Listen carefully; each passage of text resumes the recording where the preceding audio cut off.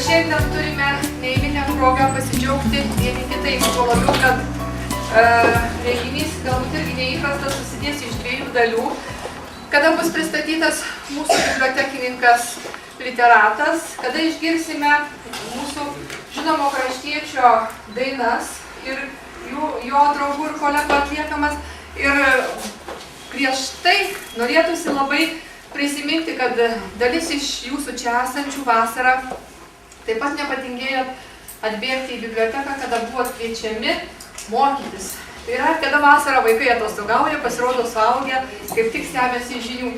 Tai nesupykit, aš kelias minutės sutrukdysiu, bet noriu įteikti pažymėjimus tiems, kurie vasarą sėmėsi žinių ir dalyvavo ugdymo plėtotės centro vykdomo projekto suaugusių švietimo sistemos plėtra, suteikiant besimokantiesiems asmenims bendrasias kompetencijas ir dviejų mokymo dvi programos, tai yra sveika gyvensena ir meninis ugdymas.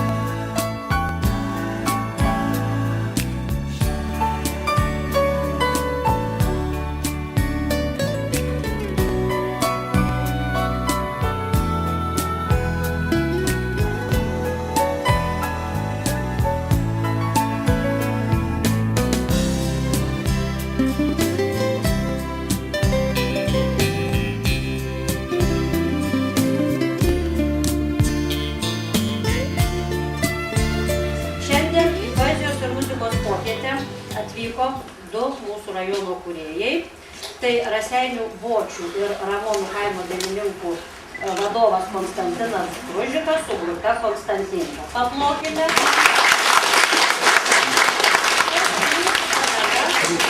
Filialo bibliotekininkas, literatas Alfonsas Vaičiūnas.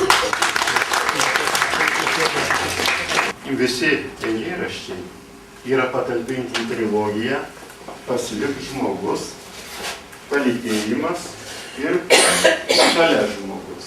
Tai čia popieriniai variantai knygų, kurie yra. Ir vat,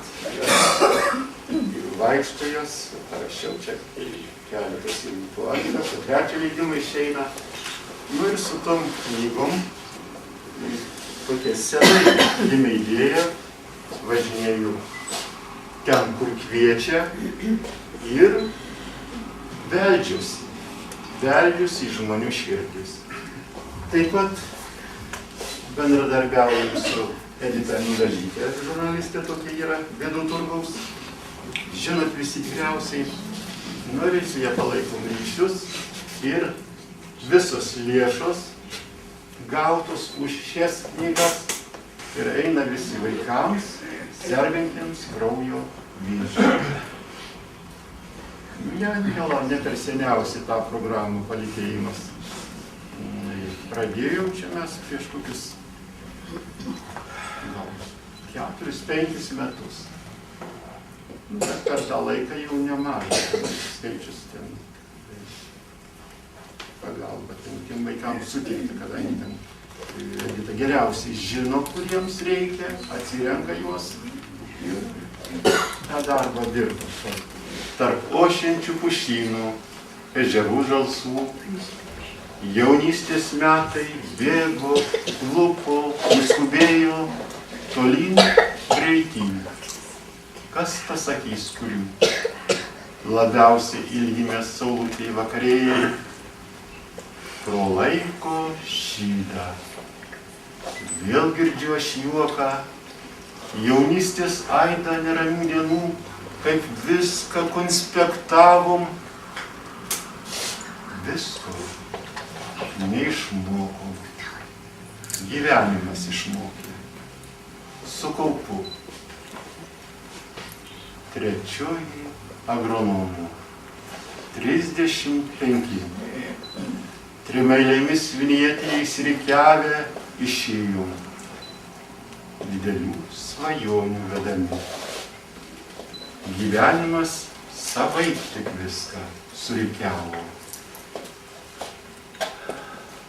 troškimą kiekvienam savai pasuko, nei vienas negalėjome jo neklausyti. Sustatė laikas viską taip, kaip turi būti. Tik vienas Dievas jam tegali įsakyti.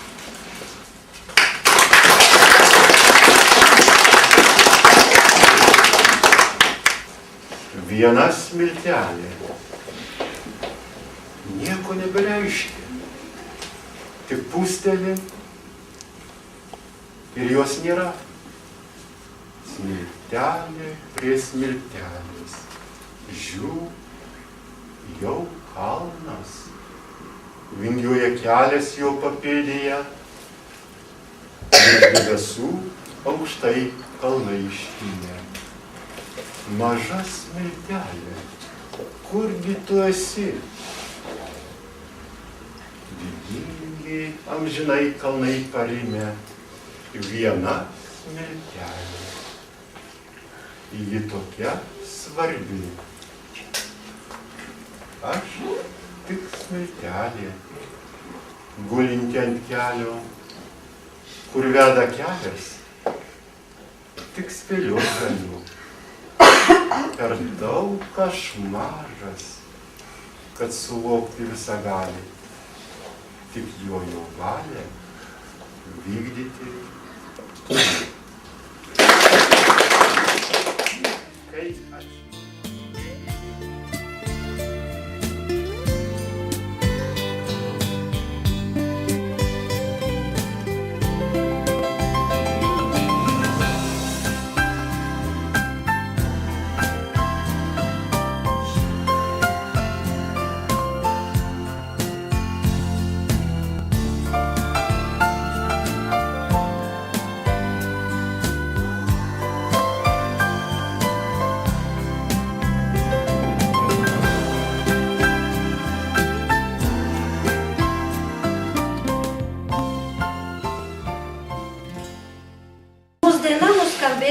Arimus per klonius, mūsų daina nuskambės per beržynų šilus, mūsų daina pasibels į purkelę į sodžius, ji kaip saulė pažadins mažus ir senus.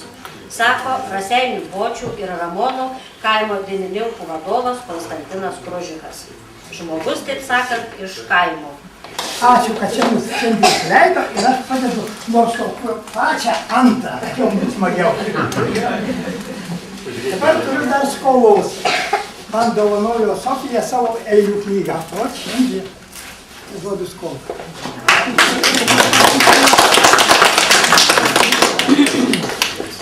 O dabar šnekėti apie tais dainas, tai ilgai labai gal nešnekėti, gal geriau dainuoti.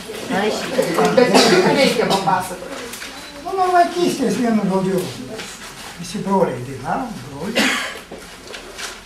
Taip buvo vaikystėje, būdavo stralikus auginam, stralikus parduodam ir perkam harmoniką. Kitokia vaikystė, nelabai kulienam. Paskui vėliau, įsigijom instrumentus, kitokius. Kaip visi broliai grojom, gal čia tėvai, gal mokytojai, kur mokykloje buvo, būdavo groję, su smuika mes dainuojam. Kas mūsų užkrėtė, nežinau. Jokių būdų neramonų. Mes čia susibūrėm su šitą šaiką. Ją pasivadinom Konstantinką ir jokių būdų neatstovauna nei Ramonam, nei Bočiam. Čia yra atskira, Ramonai turi savo vadovą. Jūs kaip vadovas? Ne, bet iš ten geriau. Ten turi, kuris gauna pinigus iš tą darbą, visko, mes čia. Aš čia kaip kaimo žmonės. Sulėtėm, tai aš manau, kad aš daug nešnekėsiu, o dainuojam.